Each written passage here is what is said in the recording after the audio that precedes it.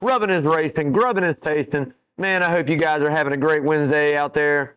Getting back after it after a spring break here in Chatham County, so I'm sure those kids are just itching for summertime, man. But hopefully everybody's having a good week. So getting ready to get into the NASCAR news, but before we do, we're going to start it out with what we like to call the word of the day. I'm going to say a word. I have no idea what it's going to be. Lawrence will throw it up there. Every time I say it, you'll take a sip of your favorite adult beverage. As I always like to say, it's age appropriate. If you're under 21, man, get some Red Bull, sweet tea, Kool-Aid, stay up late, play along, man, do whatever. School year's almost over, man. So last week's word was Lady in Black, which talking about Darlington, I'm sure we said that a couple times, probably had a good buzz going, but this week's word is going to be, I have no idea, y'all. So getting right into that NASCAR news, well, looky there, man. Didn't take long for Mr. Denny the Weasel Hamlin to go back-to-back and win possibly two of his best racetracks. So it doesn't surprise me any. I tell you what, when we go to Darlington and we go to Martinsville especially, the 11 is usually always number one on that list for me. Well run, man. And I tell you what, like I said earlier, he's clicking big time, man, and you know what he's able to do. So we'll see if he can lock himself in to the championship four and maybe win the title this year, man. Who knows? So Legacy Motor Club files a lawsuit against Rick Ware Racing, y'all. It is a restraining order preventing Rick Ware pretty much from trying to pursue sale of that charter. Which is interesting, and it was granted to him. So I mean, who would have thunk? Well, it's got to be a cold day in hell, man. If we're going to sit here and think that between 2311, which we're going to talk about, and Legacy now suing Rick Ware over that charter. I mean, I tell you what, boy, it's getting more political and more antsy as it comes on, man. But at the end of the day, it's part of it. You know, it is what it is. So. Grizzly Nicotine, man, pouches will sponsor AJ Allmendinger in 4 races this year, starting this weekend at Bristol. It's going to be a pretty good-looking car. If you hadn't seen it, go check it out. So excited to see what can happen there for the Dinger, man. Maybe it'll bring him some good luck and have a real good run there at Bristol. So if you haven't yet, y'all, please go out, like, share, follow all that social media out there. Lawrence does an amazing job. You can find us on YouTube, Facebook, Instagram. Everything under God's blue sun, he's got us on, but our blue sky. But at the end of the day, what I'm telling you is, man, make sure you hit that YouTube channel. The more subscribers we get on that, hopefully, the more eyes we get on the charitable events. Also, still giving away this Ryan Blaney helmet, man. I tell you what, it's cool. It's autographed. It's certified, man. I'm trying to give it away. All you have to do is subscribe, hit that YouTube channel when Lawrence posts it, and just give me what spot he's going to finish this week at Bristol. I'm going to break it down and where I say I think he's going to finish this week at Bristol. But give you a shot, man. All you got to do is just guess that finishing position, and we get this gone away. Now, before we get any further in here, I was telling Lawrence I was going through some stuff. And anybody that kind of got back into collecting cards over the past year, right? So anyways, while I'm on What's Not and I'm waiting in a room, NASCAR cards, they start auctioning stuff off. So didn't realize it until today, but it's a Kevin Harvick autograph Polaroid, okay, from 2002, which would be, I'm pretty sure that would be Harvick's first Cup Series race at Bristol. Pretty sure. Autograph there for you. We're going to give this away randomly to somebody tonight. So if we write you from Rubbin' and Grubbin' and say, hey, you won, all we're going to need is an address, man. We're going to ship it out. A couple little cool old school car fender stickers coming along with it, man. So, we're just messing around, giving away some stuff. I got some other stuff at my house I'll be giving away, too, out of my NASCAR room that I had. So make sure you stay tuned, man. You get some pretty cool stuff for sure. So, again, getting back into it, like I just mentioned, man, 2311 filed a motion to probe into Formula One to help get data for their lawsuit against NASCAR. What I would say they're going into is ownership compared to F1 itself and what they pay out and this and that and what they put in. Who knows? But at the end of the day, we'll see if it goes through. We'll see if they get it. But I tell you what, front row in 2311, man, they're trying. They are definitely trying. I don't think they're going to be able to make that big of a dent. It is NASCAR sandbox. It is their rules. But at the end of the day, we'll see. We'll see if justice happens one way or another, I guess, right? So we'll see.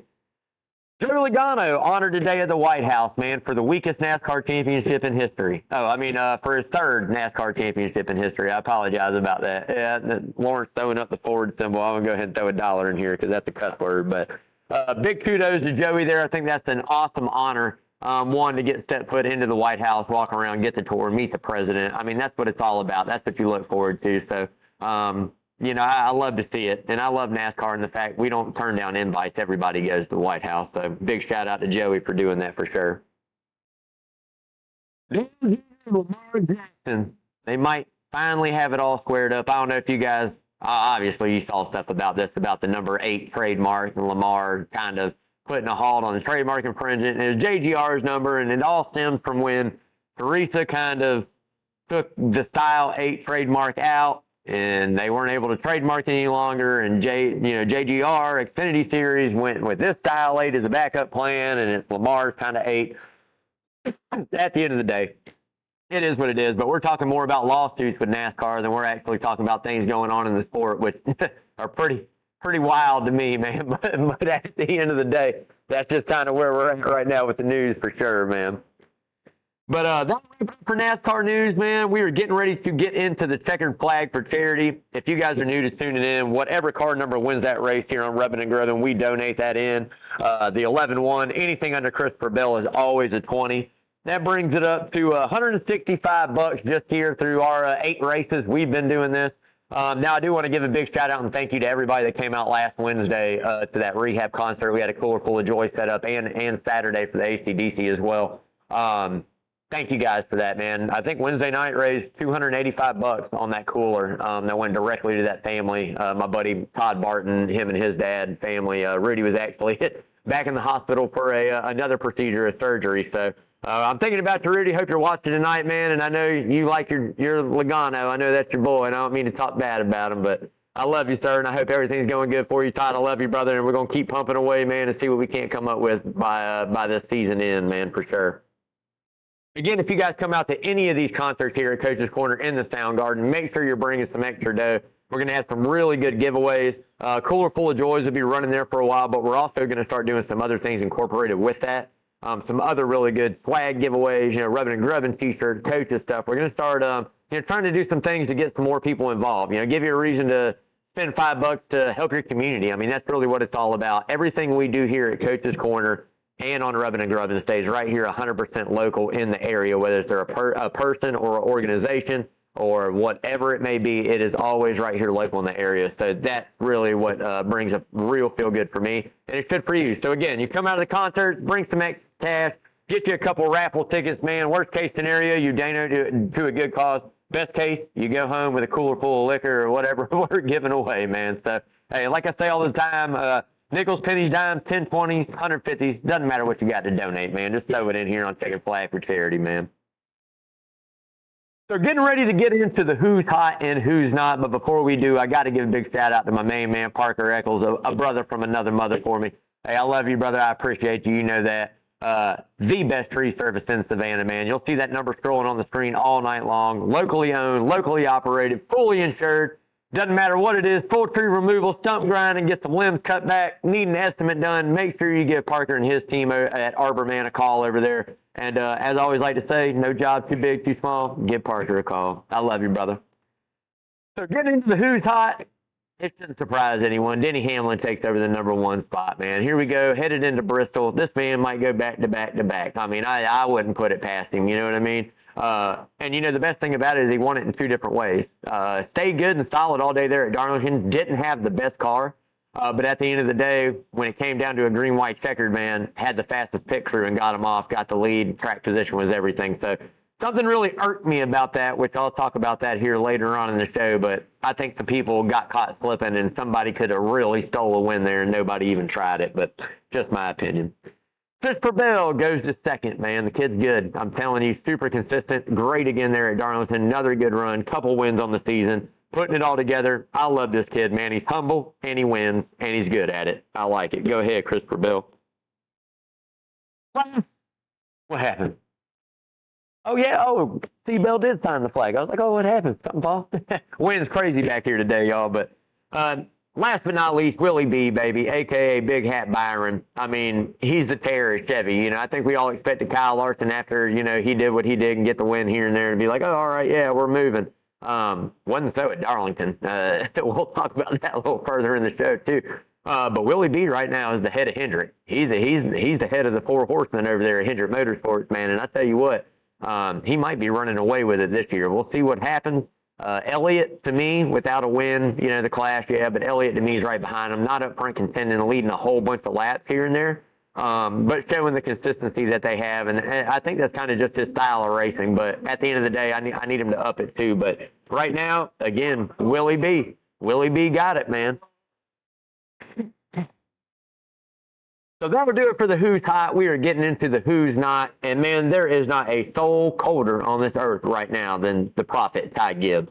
That man can't even see a glimpse of talent come back into the 54. I don't even know when it's going to be. You know what I mean? He might as well just chalk it up, race every other weekend. I mean, it don't matter at this point. Like I said, he seems to have a good run, get caught up, something happens, can't keep himself out of trouble, can't have the dominating car, doesn't qualify very well, and definitely doesn't keep track position. So, I don't know when the next time we'll see a glimpse of that talent we saw in Xfinity Series, or maybe that was just a hoax of being young and having the best talent and best equipment. I mean, Noah Gragson gave him a run for his money, and anyway, yeah, he's the coldest on the block right now, man. So I had to say it, and it isn't good, but bad Brad Keselowski of Ford is also on the not list, man. That dude is 31st in points right now. 31st in points right now. Ty Gibbs is beating them right now. So definitely didn't expect that out of RFK after a good, strong season that they had last year. I felt like we were only going to gain from there. Busher there again has been pretty decent all year. Keselowski has got to get it together rolling here pretty soon, and I'm sure he will. He'll get it together, but they definitely need some good, solid finishes for sure. All right, y'all. So that'll do it for the Who's Hot and Who's Not. We are getting ready to get into that Darlington recap. I tell you guys what, before I do, I got to give a big shout-out to a real good buddy of mine, Captain Nick over there at Big Fish Charters.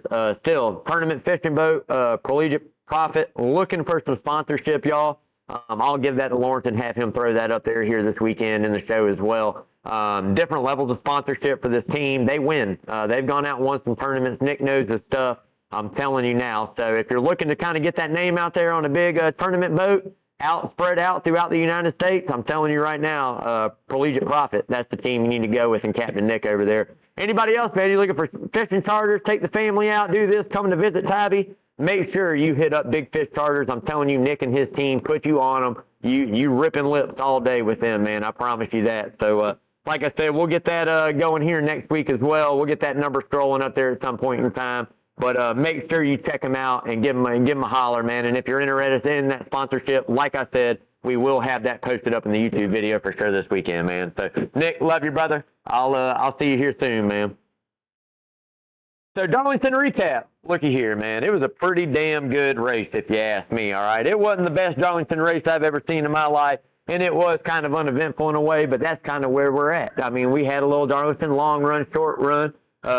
Willie B dominated, baby. Stage 1 and Stage 2. Looked like William Byron had the car to beat all day long at Darlington. Until that strategy came in and Reddick took a gamble, man. 4 laps earlier, and he was up 6.5 seconds or 6.4 seconds at one time, and you saw it dwindle down, and it wasn't Byron that caught him. It was Ryan Blaney that flew up there, man. I mean, he had it going on, tracked him down, coming down, and I'd be damned. Kyle Larson wrecked the damn car in almost the exact same spot he wrecked it to begin the race with. Oh, man, I tell you what. And I know a lot of people will go, oh, well, Bubba got him, Bubba this, Bubba that. Yeah, Bubba probably did run into him. Bubba probably didn't try to avoid him. I mean, at the end of the day. But I think Larson was loose coming off the turn, checked up a little bit. Could have been avoided? Yeah, probably so. But, what a better way to kind of give your teammate another shot to get a win. That's what you do. I ain't mad at Bubba for it. I'd have wrecked him, too. So, anyways, man, yeah, that was kind of wild. But like I said, man, brings us to Denny Hamlin, green, white, checkered pit crew. It was pretty much who came off the pit road first was going to have a very good shot to win that race. They definitely were. And I tell you what, if you know Denny Hamlin and you know Toyota, they always have one of the best pit crews, always, them and Hendrick. I mean, they're bringing it. Excuse me, y'all. And I tell you what, they didn't disappoint, and that's what I mean. Denny Hamlin's won it 2 different ways. He's gone out and dominated and won like he did at Martinsville, get that win, and he also came in and put it on his pit crew. And I think that is how you win a championship. You got to be good in every aspect. People think it's just all driver. No, a pit crew's got to come in, and that crew chief's got to be able to change your car and keep up the track. So it is a team sport. As much as it's individual and on you, it is a team sport. A big shout out to them for that. Well, like I said, a really, really good Darlington race there. I tell you what, again, probably not one of the best ever, not one of the most exciting. But at the end of the day, I do at least like that we had one mishap on a real caution there. There wasn't a fake caution or, a NASCAR caution or debris on the track that brought something out to end that. At least it was an actual caution. I still am a firm believer 3 laps is not enough. I think we need 5 laps. I think a green-white checker should be, whatever, 2 laps and then green-white checker. We need 5. By the time you take the green and you come back around here at full speed, you got 1 lap. I think 5. But that's just my opinion. But all in all, like I said, pretty good race there at Darlington for sure. So getting ready to get into this Bristol preview, man. But before we do, I got to give you out the nice Liberty Ford keys to victory, man. We were going to the world's fastest half mile there at Bristol, okay? I mean, this thing is fast. And, it's changed over the years. Reconfiguration, repaving, this and that concrete.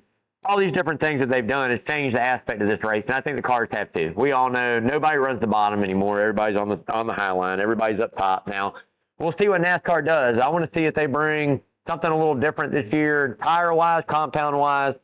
Bristol was always that side-by-side, bump you once, I'm here, bump you twice, hey, I'm getting ready to move you, bump you 3 times, I'll see you later, you know what I mean? We'll see if we can get back to that. We'll see if we get a little bit of action going on at Bristol, some side-by-side, some good short track racing. But I'm telling you, keys to victory right now. 1, track position. Got to keep the track position. Now, you can come back long run, short run. Pit strategy can help you, but you need track position. Second biggest thing for me, if you are going to sit there and you go to Bristol, man, you got to qualify well. You've got to be up front. You got to unload fast, right? You've got to be good. Biggest thing, another key to victory there is staying out of trouble, keeping the car clean, keeping your nose clean, man. You cannot go to Bristol and bang your car up and come back, from the back. You make a mistake there, stage 3 towards the end of the race, you will not come back from it as well. It's very similar to Martinsville. So you really got to have every aspect of your team, car, crew chief, pit crew, everybody's got to click. Drivers got to click. And sometimes things have to fall your way, man. But like I said, those would be the biggest keys to victory there headed into Bristol, man. So getting ready to get into this money line presented by Redfin Polarized Sunglasses, the best polarized sunglasses on the planet, y'all. It don't matter if you got money on the line or a wall hanger. Make sure you see it clearly with the best polarized sunglasses. Italian frames, Carl Zeiss lenses, man, they got all kinds of different styles to fit your needs, polarizations. It don't matter if you're on the lake, in the water, fishing in mud, in a cave. They probably got something that'll help you out, man. Redfin is the spot to be. Some really cool swag as well. And I will be getting something this year to give away here at Coaches in one of the baskets, some Redfin swag as well. So make sure you guys are staying tuned with that. But if you haven't yet, check out that website. When you find what you like, you hit checkout, use code Rubbin' and Grubbin, save you 15% there at checkout on those Redfins, man.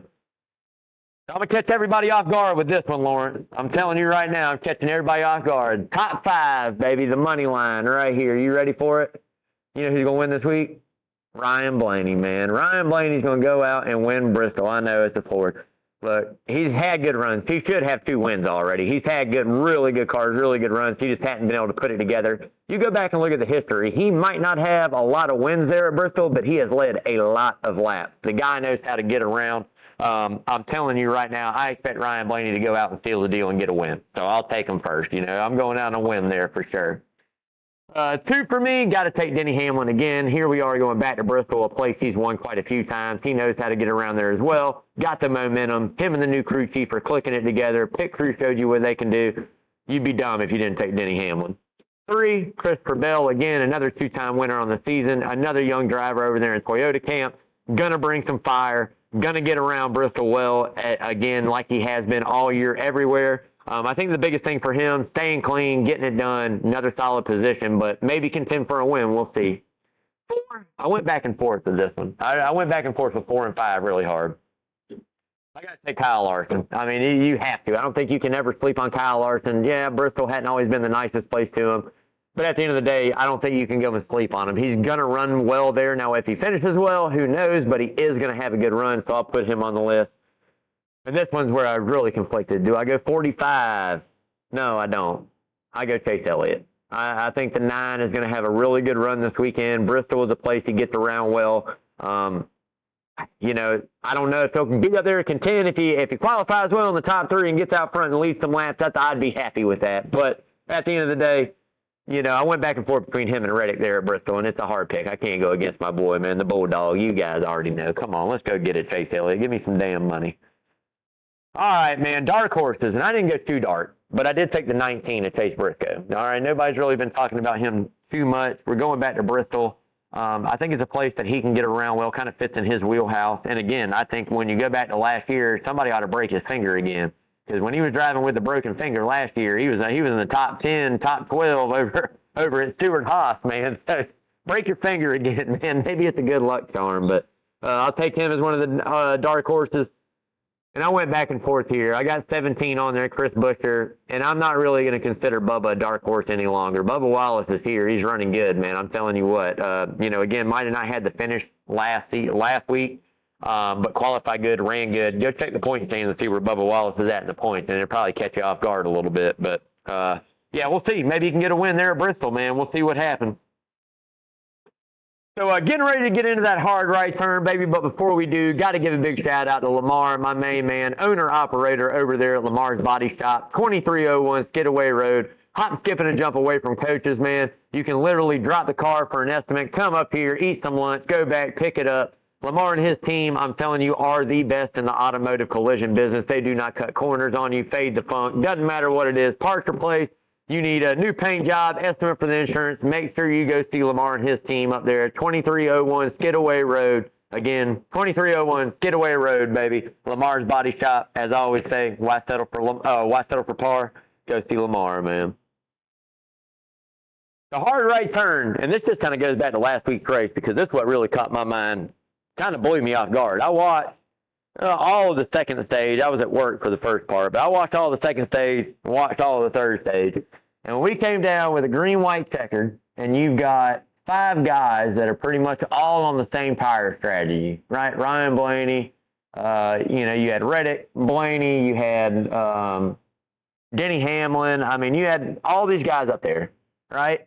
And I'm sitting there and I'm thinking in my mind, I'm like, all right, 7th, 8th, 9th, 10th, 11th, 12th, 13th, at some point, some of these guys are going to take 2 tires to get the track position. And if enough of them took 2 tires and they end up starting 4 rows back with 4 fresh and you only got 3 laps, I mean, it was at least worth a gamble, and nobody gambled. Not a single soul gambled. And I think everybody that's on top of that box, from Chase Elliott back, I think Elliott was in 7th at the time, from 7th to 12th, man, you could have taken 2 tires, beat them out off pit road, made them start behind you, and probably had a shot to win that race. I'm going to say an 80% chance to win that race. They might have got by you. They might have, but they would have had to work for it, and it wouldn't have been pretty, right? But nobody even tried it. Nobody even gave it. You know, I don't think anybody wanted to be the one team that took 2, because then you're screwed. You gotta have the numbers. But come on, man. I mean, somebody should have at least tried it. I would have liked to see it. I think teams got caught flipping, and that's what brings me to the question: are we just running races to run races at this point, or do we really go out and try to win when it comes down to it? Right? I mean, again, I think Alan Gustafson's been around the sport from 7th, and if you know you've got a teammate somewhere in there, and you know, this and that. I mean, you can communicate enough to find out who's going 2 and who's going 4, right? And if you can line up enough with you, man, and convince people to go with you, you'd have it. But at the end of the day, it's just one of those things. I don't know. I think everybody on the box missed. Maybe I'm the one missing. I get it. If you're the only one that does it, you're screwed. I mean, I get that. But at the end of the day, if nobody does it, nobody gives it a try, you know, you're leaving it up to a pit crew, and that's exactly what happened. Denny Hamlin came in 3rd, came out 1st, and that was it. You know what I mean? Good enough car to hold it off. So at the end of the day, we'll see if it changes, man. But love to hear you guys' opinion on it, man. Hit the show up, write it. Love to hear what you guys have to say. That's going to do it for the rubbing, y'all. We are on to the grubbing, and I got one of my favorite meals I catch up here at Coach's quite often. You'll probably see it at least 2 more times on the season because it is just so good. But it is that buffalo loaded chicken sandwich right there, baby. I go Texas Pete and butter. Sometimes I go the hottest thing they got, but I usually save it till I get home and throw some of my my hot sauce on it. But loaded up pickles, onions, tomatoes, lettuce. We got the mozzarella melted on there, dipped in the buff, a whole breast. This thing is fire. That's hot.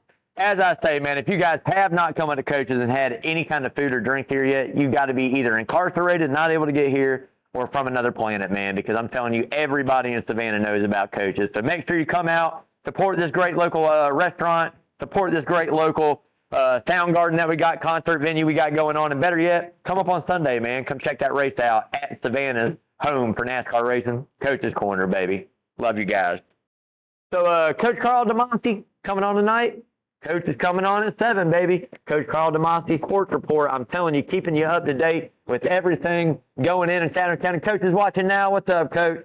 Get your pick in on the Brian Blaney helmet, Coach. Tell me where he's going to finish this week. You know, it don't matter. 38, first, third, you pick. But, yeah, make sure you're tuning into that as well, man. Keeping you up to date on everything coming up big. Obviously, I hope he talked about the Braves finally getting a little win and looking a little better right there in Philly last night, too. You know, Philly blooped them up on themselves on a good little play there, but that's baseball for you. But we're coming, man. Braves are coming, chopping on. Like I said, keeping you up to date on everything major going down. So make sure you're tuning in to Coach's Show here at 7 on the Coach's Corner Sports Network. Make sure you go out and subscribe to that YouTube channel Coach has as well. Man, I tell you what, he does a great job. I love watching it. Sometimes I can't watch him when we're in here. We're doing other things, and I get to go home later on in the weekend and watch it. And just a great show. So make sure you subscribe to that if you're interested on keeping up with all of Savannah and, national sports news with Coach DeMonte there. My Masters pick, man. We got the Masters. The par 3 was today, or going on now. One of the two is today, going on. We're getting ready to get into the real stuff tomorrow, man. And I tell you what, there's a guy out here. I think Scotty Scheffler will probably be hard to beat. He's really good there. He's kind of got it going on. But I got to go with Rory, man. I need Rory to get the career Grand Slam. He's playing the best golf right now out of everybody. Coming in, the hottest start of the season he's had in a long time coming into Augusta. And he's got all the skills. We know he's got all the skills, man. We sit there, we watch him all the time. He watched the kid since he was a young boy keep up with some of the best players in golf that we've ever seen. So Rory's got the talent. He's just got to put it out and get it together.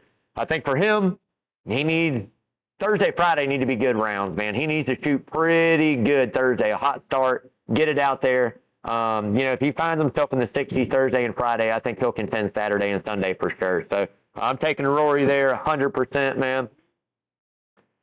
That's going to do it, y'all. It's outro, man. We're going to have to throw the grubbing on when it comes out. Let's take a picture of it and go back live real quick. go back live real quick and throw it to you, man. But at the end of the day, thank you guys for tuning in, man. I always use this part to say what? Oh, yeah, Coach DeMonte. Yeah, I forgot. That's what he was doing. He was hanging out watching the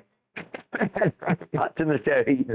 But I tell you what, man, I usually use this to kind of give some motivational speech or, talk about things that go on in people's lives or, in society and what we do. And honestly, like I say all the time, man, everybody's different. We're all human beings, but we're all different, right? And that's what makes us unique, man.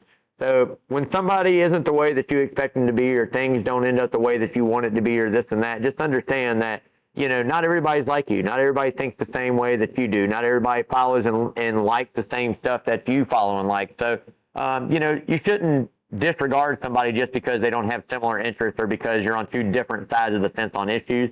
I think that we have become so divided as people that, friendship is a thing of the past. Like kids, socialization, kids is all right here. Kids don't go out and go, hey, I'm Brandon, you want to go play? Kids don't do that, man. Kids don't do that anymore. So I think we need to teach everybody to be kind and stay together and learn from each other. That's what it's all about. Whether you agree or disagree, you still have something to learn. And if you're not learning, we're falling behind in life. So I'll see you guys next week. Love you guys. Have a good Wednesday. Thanks for tuning in. As always, stay safe. Wash your hands, y'all.